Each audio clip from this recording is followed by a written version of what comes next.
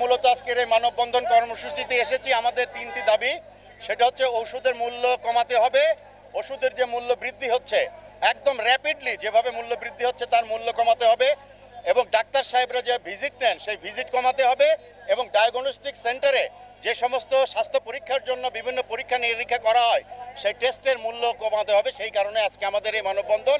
এবং আজকে আমরা এই ক্ষুদ্র পরিসরে যদিও এই আন্দোলনের কর্মসূচি থ্রো করেছি, কিন্তু আমরা এই আন্দোলনকে আরও বেশি ব্যাপক পর্যায়ে নিয়ে যাব। এই কারণে নিয়ে যাব কারণ যদি ডাক্তাররা তাদের ফিস না কমান, ডায়াগনস্টিক সেন্টারগুলো যদি তাদের বিভিন্ন টেস্টের মূল্য না কমান, এবং ওষুধ কোম্পানিগুলো যদি ওষুধের মূল্য না কমান, তাহলে কিন্তু আমরা বৃহত্তর আন্দোলনের কর্মসূচি ঘোষণা করবো এই কুষ্টিয়ার মাটিতে।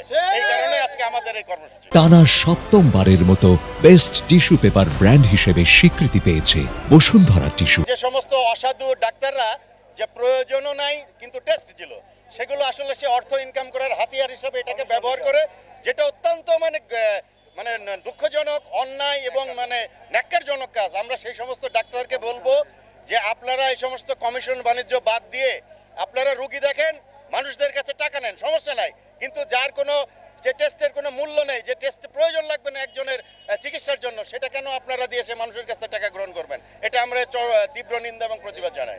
অবশ্যই আপনারা ইতিমধ্যে শুনেছেন এই মানববন্ধন কর্মসূচিতে আমরা যে দফা নিয়ে আমরা আন্দোলন করেছি, এই দফা যদি বাস্তবায়িত না হয় অবশ্যই কুষ্টিয়ার গণমানুষকে সাথে নিয়ে, বিভিন্ন শ্রেণীর পেশার মানুষকে সাথে নিয়ে এই ব্যাপারে আমরা বৃহত্তর আন্দোলন কর্মসূচি গড়ে তুলে এটা যাতে তারা মানে সেই মানতে আমরা বাধ্য করবেন। ওষুধের মূল্য বৃদ্ধি এবং এই ডাক্তাররাও অতিরিক্ত যেই চার্জ নিচ্ছে এটার বিষয়, এবং বিভিন্ন ডায়াগনস্টিকে যে পরীক্ষা যে রেটটা বাড়াইছে এবং যেটার কোনো প্রয়োজনই হয় না সেই পরীক্ষাও দিয়ে দিচ্ছে, এবং ডাক্তাররা একটা উপরে এক্সপার্ট কিন্তু 3-4টার উপরে ডাক্তার দেখে বিভিন্ন এসব অনিয়মের উপরেই কিন্তু আজকের এই মানববন্ধন, এবং এর দূরত্ব যদি ঠিক না হয় তাহলে আমরা বৃহত্তর আন্দোলনে আমরা ডাক দিব। আমরা এই আজকের এই যে আলটিমেটাম দেওয়া হলো, আমাদের এই দাবি যদি মানা না হয় তাহলে আমরা পরবর্তীতে মানববন্ধন সহ আরও কঠোর কর্মসূচি দেব, প্রয়োজনে ঘেরাও কর্মসূচি হবে। আমরা কর্মসূচি অব্যাহত রাখবো যতদিন পর্যন্ত একটা নীতিমালার মধ্যে